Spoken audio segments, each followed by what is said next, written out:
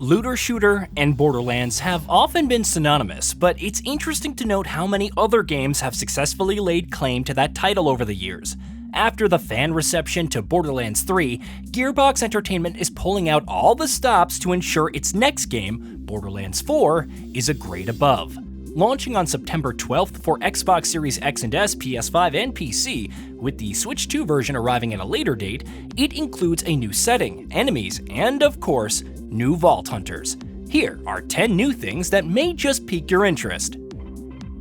Not $80. Fans, and those who probably weren't going to buy it anyway but didn't want another AAA title setting a bad precedent, rejoice! Borderlands 4 is not $80. Instead, it's $70, which, if CEO Randy Pitchford's claims about it costing more than twice to develop as Borderlands 3 are true, isn't the worst. Of course, there's still the Deluxe Edition for $100 and the Super Deluxe Edition for $130 if you want all the post-launch content. Is all of that, which we'll get into, worth the extra $60? Right now, it's difficult to say, but the barrier for entry is slightly less annoying. Slightly. Bigger zones, seamless loading, and no minimap. With all the new hands-on impressions and gameplay, we now have a clearer idea of the world design. Borderlands 4 unfolds on a brand new planet, Kairos, and Pitchford has touted it as the biggest universe that Gearbox has ever built.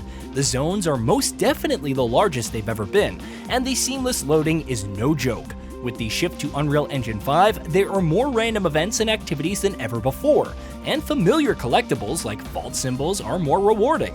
The lack of a minimap is throwing some for a loop, and though Echo 4, your new robotic drone companion, can guide you, it still needs some work. Features like objectives falling within a light blue dome are a nice quality of life change though. Vex and Rafa. There are 4 new Vault Hunters: Vex the Siren, Rafa the Exo-Soldier, Harlow the Gravatar, and Amon the Forge Knight. There have only been details on Vex and Rafa thus far, and these impressions have revealed the full extent of their skill trees. We won't go over everything here, each character has over 100 each, but Vex's trait, Phase Covenant, changes the damage of her action skills and melee attacks to the currently held gun. Her action skills include Phase Familiar, which summons Trouble, who can evolve and deal more damage when you teleport to it. Incarnate, which damages enemies with an explosion and allows her to fire Eldritch Blasts. And Dead Ringer, to spawn Phase Clones, a melee-focused Reaper that taunts enemies or a Spectre who fires at them while remaining stationary. Rafa enters overdrive upon using an action skill, which grants increased damage and movement speed. His action skills encompass Arc Knives, a melee damage skill that also marks enemies, increasing the damage they receive, and even has unique moves like Blade Fury to damage all marked enemies. Aphonis Lance, an offhand arm cannon that fires charged shock blasts that pierce enemies, and Peacebreaker cannons, which automatically fire upon targeted enemies, but can be commanded to attack other targets. Each character can equip an augment and a capstone from their skill trees, further improving their effectiveness. Rep Kits. One of the other big changes with Borderlands 4 is Rep Kits, used to heal anytime they're off cooldown. In typical Borderlands fashion, they can function as much more, providing increased damage, fire rate, reload speed, and movement speed at the cost of healing, which could come in handy for Vex given her other means of sustain. Other examples include Rep Kits with double charges and even one that activates a surrounding cryo explosion. Instant boss respawns and mission replays. Ever wanted to replay a story mission without starting a brand new character? How about rematching against bosses to farm their loot without save reloading? Gearbox has finally provided an option to do both with Moxxi's big Encore machine. The actual costs associated with both have yet to be revealed, but considering these are some of the biggest requested features over the years, it's nice to see the development team incorporating them. Throwing knives.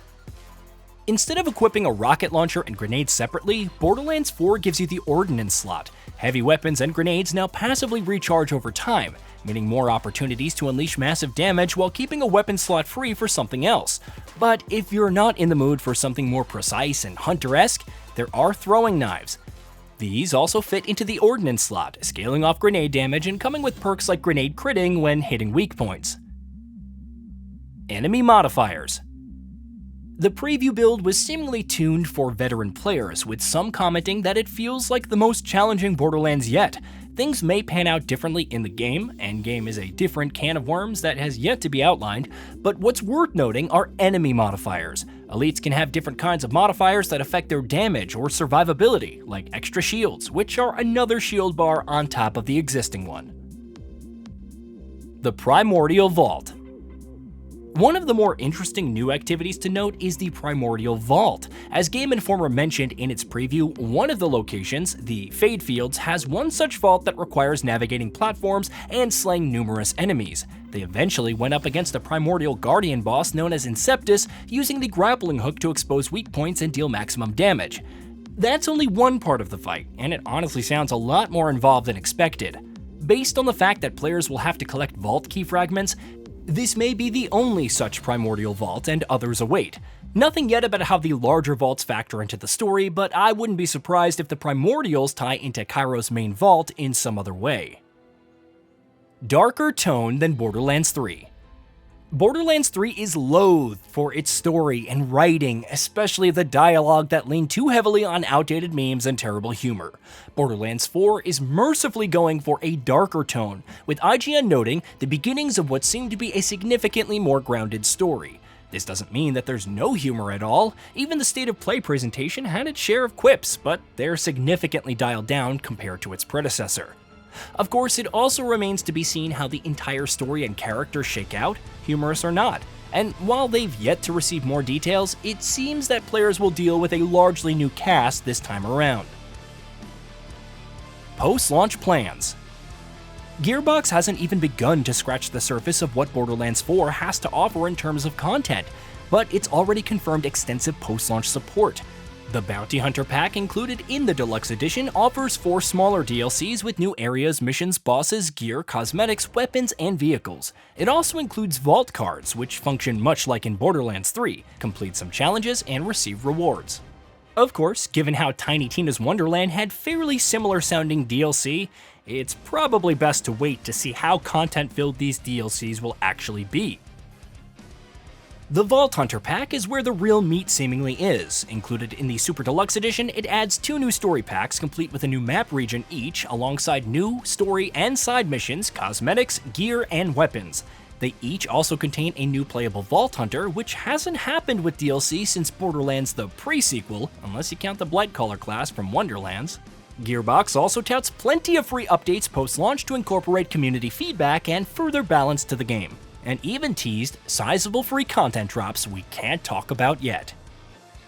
Hey, did you know that we at GamingBolt upload new videos every day? Stick around, drop a like, subscribe, and hit that bell. And let us know what kind of content you'd like to see in the future with a comment below.